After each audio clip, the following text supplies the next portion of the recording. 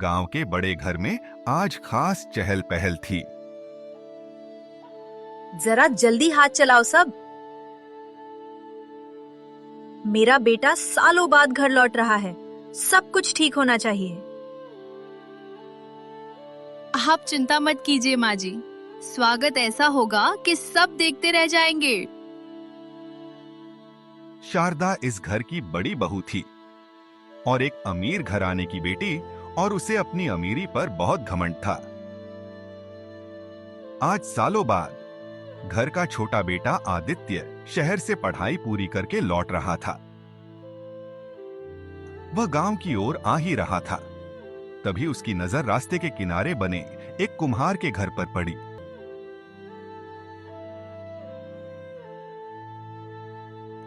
वहां एक लड़की मिट्टी के घड़े बना रही थी। सादा कपड़े, चेहरे पर मासूमियत और हाथों में हुनर। इतनी सादगी आज भी कहीं बची है?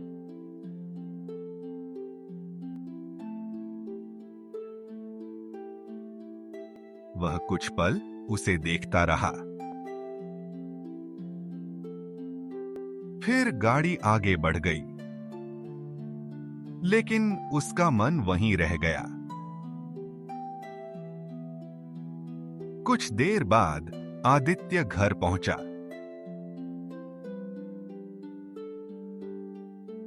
आदित्य! माँ, आ गए शहर जीतकर। घर आना ही सबसे बड़ी जीत है भाभी। घर खुशियों से भर गया, लेकिन आदित्य के मन में बार बार वही चेहरा घूम रहा था। अगली सुबह आदित्य फिर उसी रास्ते पर गया।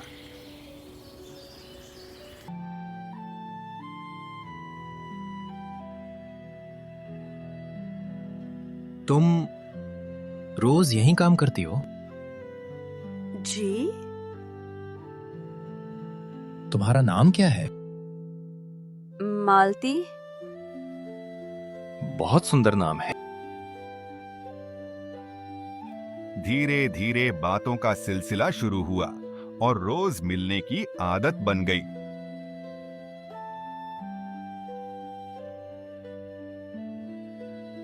आप शहर से हैं, हम जैसे लोगों से क्या बात करेंगे? मैं इंसान से बात कर रहा हूं, अमीरी गरीबी से नहीं। आदित्य को उसकी सादगी, उसकी अच्छाई और उसका भोलापन पसंद आने लगा।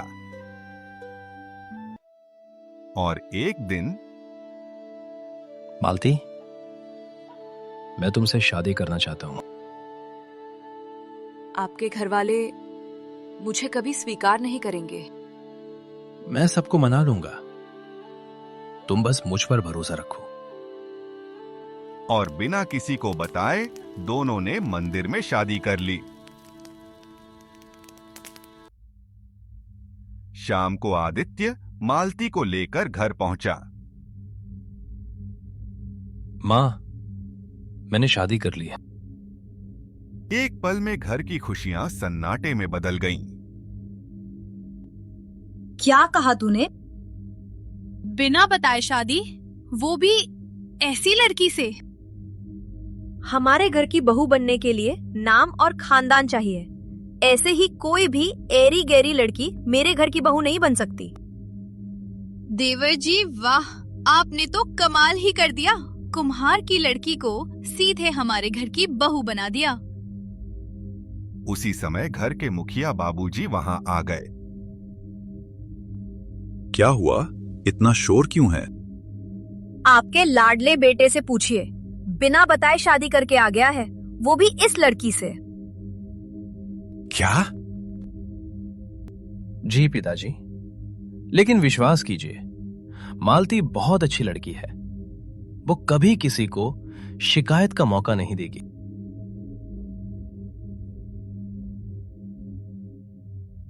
ठीक है भाग्यवान, अब शादी कर ली है तो इसमें इतना हंगामा क्यों? हंगामा नहीं करूं तो क्या आरती उतारूं इसकी? बाबूजी, देवर जी ने तो घर की इज्जत का भी ख्याल नहीं रखा। बेटा, अब जो हो गया सो हो गया। अब ये हमारे घर की छोटी बहू है। बेटी आओ, सबका आशीर्वाद ले लो। मालती धीरे से आगे बढ़ी। रुको, मैं इसे अपनी बहू कभी स्वीकार नहीं करूंगी। माँ जी सही कह रही हैं। रास्ते में पड़ी धूल को माथे का चंदन नहीं बनाया जाता। माँ, मालती अब मेरी पत्नी है। पत्नी होगी तुम्हारी, मेरी ये कुछ भी नहीं। घर का माहौल भारी हो गया। मुझे समझ नहीं आ रहा क्या करूं। आप परेशान मत होइए। तुम्हारे साथ इतना बुरा व्यवहार हो रहा है। समय के साथ सब ठीक हो जाएगा। तुम सच में ऐसा सोचती हो? हाँ, मैं अपने प्यार और मेहनत से सबका दिल जीत लूंगी। उस रात मालती ने ठान लिया, वह इस घर में अपनी जगह बनाकर ही रहेगी। अगली सुबह मालती सबसे पहले उठ गई। उसने पूरे घर की सफाई की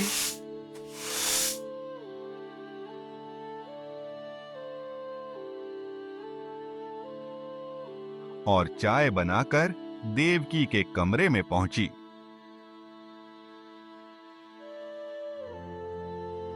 माँ जी, चाय। रुको, हमारे घर में सुबह उठते ही चाय नहीं पी जाती। जी, पहले भगवान की पूजा होती है, भोग लगता है, उसके बाद ही कुछ खाया पिया जाता है। पर ये बातें तुम्हें क्या पता होंगी? तुम तो ऐसे घर से आई हो जहाँ भगवान को तो छोड़ो, इंसानों को भी खाना नसीब नहीं होता होगा। मालती चुपचाप सिर झुकाकर वहां से चली गई और सब कुछ भूलकर तुरंत पूजा की तैयारी करने लगी। फिर वह शारदा के पास गई। भाभी, भोग में क्या बनाया जाता है? सुबह का भोग फलों से लगता है। अच्छा, मालती तुरंत फल लेकर आई और मंदिर में सजा दिए। वह मन ही मन खुश थी कि शायद उसका काम मां जी को अच्छा लगे। कुछ देर बाद मां जी पूजा करने आई। सब ठीक से तैयार है या नहीं? देवकी ने सब देखा। फिर जैसे ही भोग पर नजर पड़ी, उनका चेहरा गुस्से से लाल हो गया। ये क्या है? माँ जी, भोग। भोग? हमारे घर में भगवान को ऐसे फल नहीं चढ़ाए जाते। यहाँ शुद्ध घी का हलवा चढ़ता है, समझी?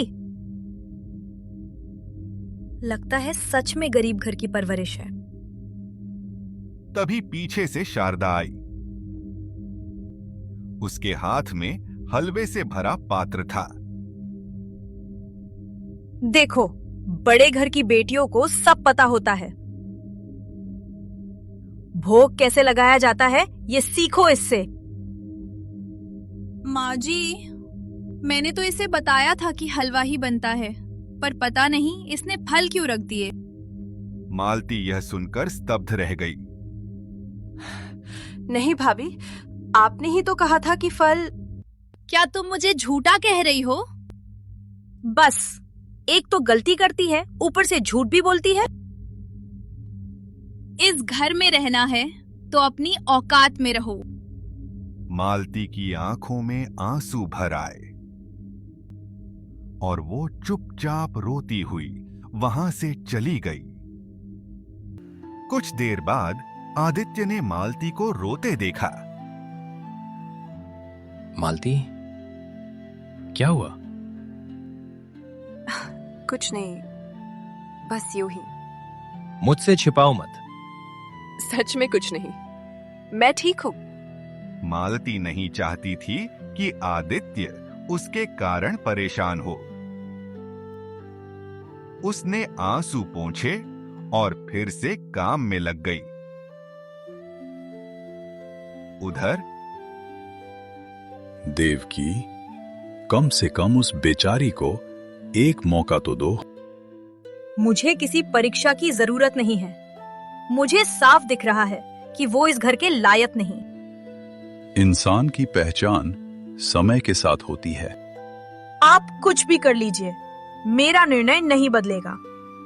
बाबूजी चुप हो गए, लेकिन उनके मन में मालती के लिए दया थी।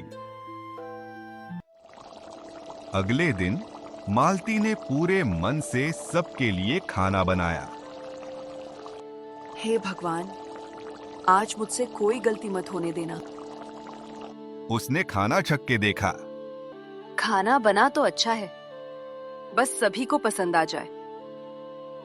इतने में शारदा रसोई में आई और बोली, खाना तैयार हुआ कि नहीं? जी भाभी। इतना कहकर वो कुछ लेने बाहर चली गई। तभी शारदा ने कढ़ाई में मुट्ठी भरकर नमक डाल दिया। फिर ऐसे बाहर आ गई जैसे कुछ हुआ ही ना हो। कुछ देर बाद सब खाने के लिए बैठे। ये क्या है? खाने में इतना नमक? क्या हमें जहर खिलाने का इरादा है तुम्हारा? नहीं माँ जी, मैंने तो परोसने से पहले चखा भी था। तो फिर नमक आसमान से गिरा है? माँ जी, मुझे तो पहले से ही शक था। इतने बड़े घर का खाना बनाना हर किसी के बस की बात नहीं। लेकिन जब मैंने चखा था तब तो। क्या कहना चाहती हो कि मैंने नमक डाला है? नहीं, मेरा वो मतलब नहीं था। बस गलती करती है और ऊपर से जबान चलाती है। तू इस घर की बहू बनने के लायक नहीं है। मालती चुप खड़ी रही। उसकी आंखों से आंसू गिरते रहे, लेकिन कोई उस पर विश्वास करने को तैयार नहीं था। उस दिन के बाद शारदा बार बार चालें चलने लगी।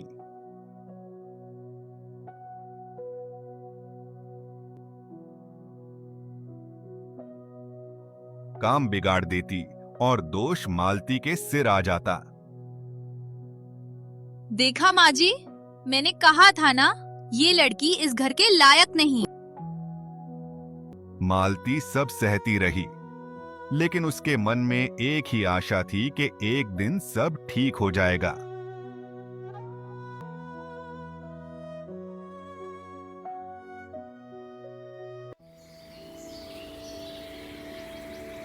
कुछ दिनों बाद खेतों की फसल तैयार हो गई। देवकी, फसल तैयार है, बस उसे शहर जाकर बेचना है। 4-5 दिन लग जाएंगे। तो आदित्य को भी साथ ले जाइए। उसे भी काम सीखना चाहिए।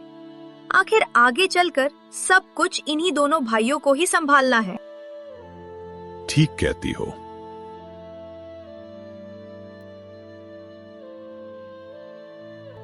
बेटा, तैयार है ना? सुबह हम दोनों शहर चलेंगे। जी बाबूजी। यह सुनकर मालती के मन में हल्की चिंता हुई। कितने दिनों के लिए जा रहे हैं? बस 4-5 दिन की बात है। जल्दी लौट आइएगा। हाँ, तुम बस अपना ध्यान रखना। अगली सुबह बाबूजी और आदित्य शहर के लिए निकल गए।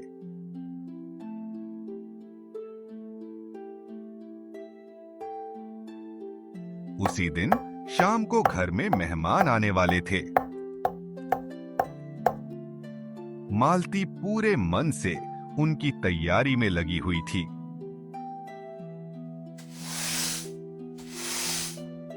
तभी गांव की एक औरत हांफती हुई आंगन में आई। मालती, जल्दी चलो। क्या हुआ चाची? तुम्हारे बाबूजी बहुत बीमार हैं। बार बार तुम्हें बुला रहे हैं। क्या? हाँ, जल्दी चलो।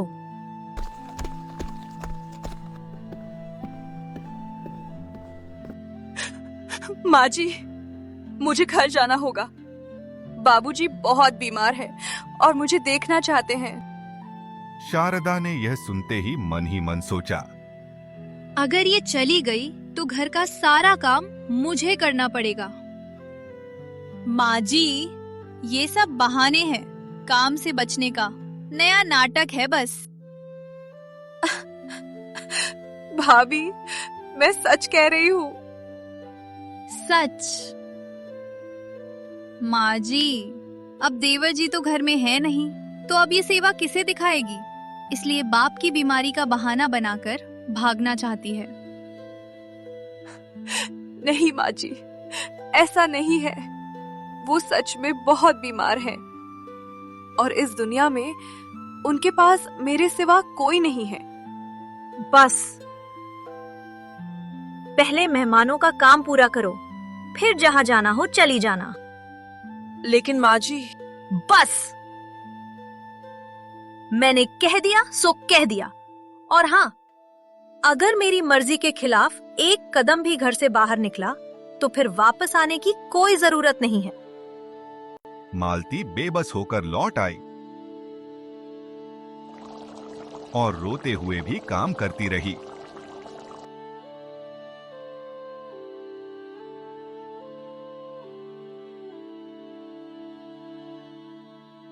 शाम को मेहमान आए और देर रात घर से गए। मेहमानों के जाने के बाद घर में सन्नाटा छा गया।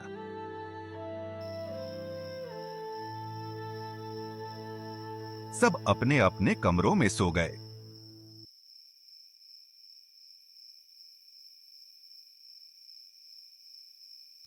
लेकिन उस रात शारदा चुपके से उठी।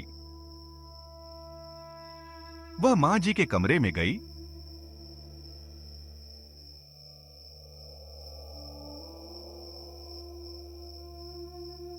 अलमारी खोली और उसमें रखा पुश्तैनी सोने का हार निकाल लिया। फिर वह मालती के कमरे में गई और उसी थैले में वो हार रख दिया जिसे मालती सुबह अपने साथ ले जाने वाली थी।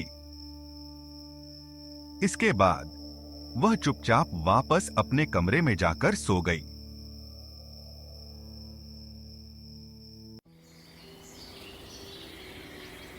सुबह मालती जल्दी उठी।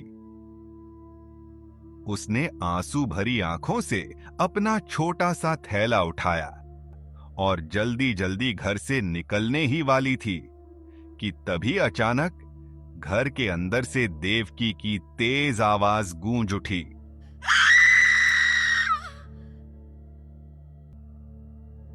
अरे राम, मेरा हार, मेरा पुश्तैनी हार कहाँ गया?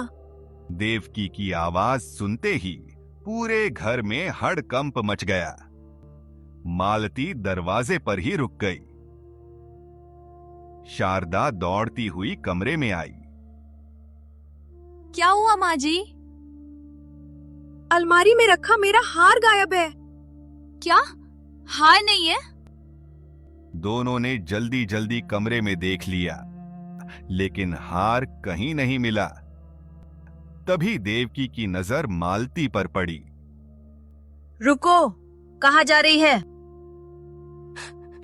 माँ जी, मैं बाबूजी को देखने जा रही थी। माँ जी, एक बात याद आई।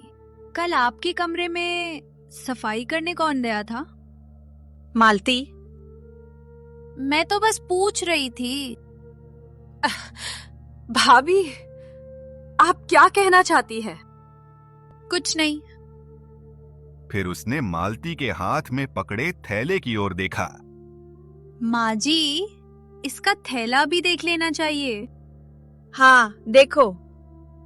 शारदा ने तुरंत मालती का थैला छीन लिया।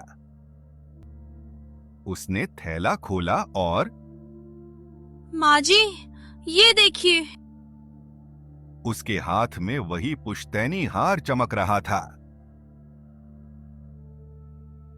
धोखेबाज, हमारे घर में रहकर हमारे ही गहने चुराती है। नहीं माँ जी, ये हार मेरे थैले में कैसे? अब भी झूठ बोल रही है। हार चुराकर भागने की पूरी तैयारी थी। बाप की बीमारी का बहाना करके यहाँ से भाग जाने वाली थी। क्यों, है ना? नहीं, मैं कसम खाती हूँ। चुप! हमारे घर का नमक खाकर हमसे ही गद्दारी। माँ जी, इन गरीबों की यही चाल होती है। पहले भरोसा जीतते हैं, फिर मौका मिलते ही हाथ साफ कर देते हैं। अभी के अभी निकल जा मेरे घर से। माँ जी, मुझ पर विश्वास कीजिए। दफा हो जा। और खबरदार, अगर दोबारा इस घर की देहलीज पर कदम रखा। मालती रोती रही, गिड़गिड़ाती रही, लेकिन उस गरीब लड़की की बात पर किसी ने विश्वास नहीं किया। आखिरकार देवकी ने उसे धक्के देकर घर से बाहर निकाल दिया। दफा हो जा। और खबरदार, अगर दोबारा इस घर की देहलीज पर कदम रखा। जब आदित्य को ये सब पता चलेगा तो क्या वो मालती के लिए खड़ा होगा और क्या शारदा का झूठ सामने आएगा? आगे मालती की जिंदगी में क्या नया मोड़ आएगा? जानने के लिए पार्ट 2 देखिए और चैनल को सब्सक्राइब जरूर कीजिए।